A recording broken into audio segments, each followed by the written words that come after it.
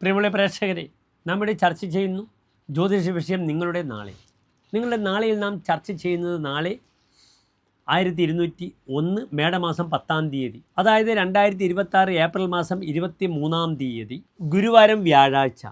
നാളെ വ്യാഴാഴ്ച തൃശ്ശൂർ സൂര്യോദയം കാലത്ത് 6:14, അസ്തമയം വൈകിട്ട് 6:32.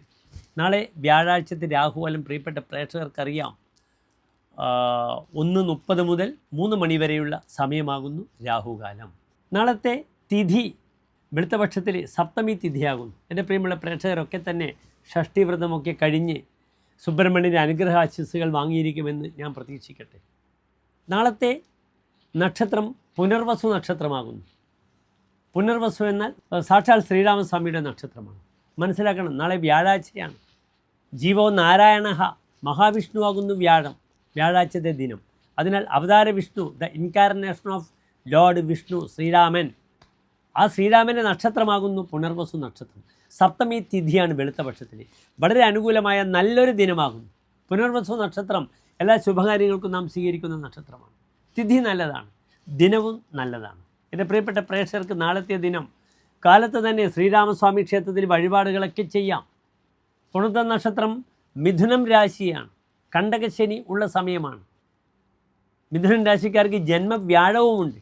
അതിനാൽ ശ്രീരാമസ്വാമി ക്ഷേത്രത്തിൽ അവിടെ ഹനുമാൻ സ്വാമിക്ക് എന്ത് ചെയ്യുക? അവൽ നിവേദ്യം ചെയ്യുക. എൻ്റെ പ്രിയപ്പെട്ട പ്രേക്ഷകർ പോകുന്നുണ്ടെങ്കിൽ ഗത ഒപ്പിക്കുക. അതിനു പുറമെ ശ്രീരാമസ്വാമിക്ക് തുളസിമാല, പാൽപ്പായസം വഴിപാടായി സമർപ്പിക്കുക. എല്ലാ ക്ലേശങ്ങളും മാറട്ടെ. ഓം ഹം ഹനുമതേ നമഃ എന്ന പ്രാർത്ഥനയായിരിക്കും ഹനുമാൻ സ്വാമി ക്ഷേത്രത്തിൽ വളരെയധികം ഗുണകരമായി ഭവിക്കുക. വിഷ്ണു സഹസ്രനാമം ജപിക്കാം. അപ്രകാരം തന്നെ അതിശക്തമായ നാരായണ കവചവും ജപിക്കുന്നത് വളരെയധികം ഉത്തമമാണെന്നറിയുക നാളത്തെ ദിനം. നാളെ എൻ്റെ പ്രിയപ്പെട്ട പ്രേക്ഷകർക്ക് ശുഭകാര്യങ്ങൾക്ക് കാലത്ത് 9:15 മുതൽ 10:30 വരെയുള്ള സമയം വളരെ നല്ല സമയമാണെന്ന് കൂടി മനസ്സിലാക്കുക.